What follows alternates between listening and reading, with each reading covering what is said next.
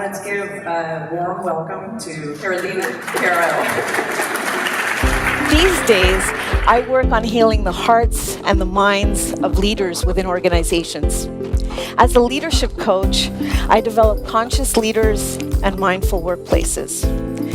So what I get to do is simple, but far from easy. Developing conscious leaders and mindful workplaces is all about raising self-awareness. We can't change behaviors that we're not even aware of. There's one thing I can leave you with today when it comes to communication is to practice the platinum rule. To communicate with others the way they want to be communicated to. The most important thing is to raise the self-awareness of how you showed up in your group.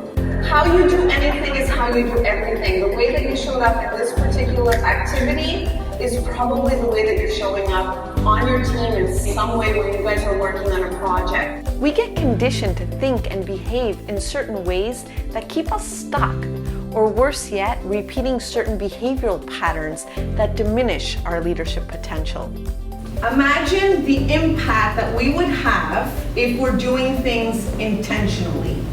I want people to experience this. Mindfulness, or moment-to-moment awareness, empowers us to be more focused, to be more present, and to be more intentional. I really enjoyed Carolina's presentation about how to accelerate my leadership, specifically about understanding what I am broadcasting and being aware of the energy that I bring into the room.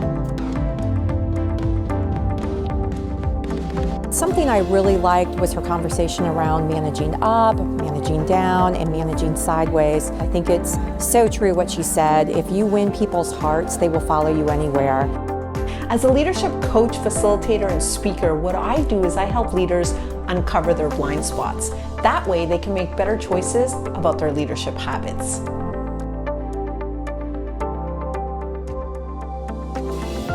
It's almost like having a big mentor speaking to a large audience, and it's almost like she's speaking to you directly.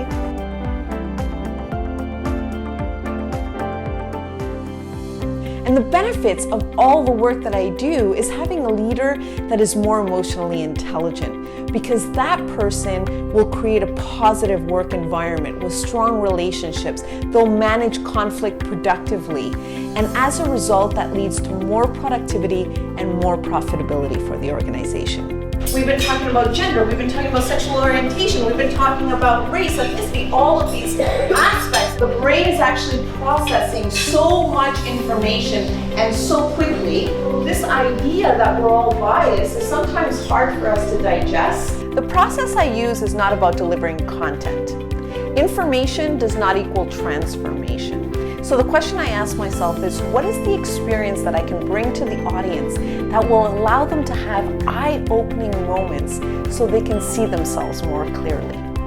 So if we can accept that and sort of move past that, then we can start having the conversations. We have these unconscious beliefs that we've learned at a very young age that we're not even aware of, and that is driving and dictating the results. Your personal and professional development can unfold by design rather than by default. And neuroscience is proving to us that we have the ability to retrain our brain for success, however you define success for yourself.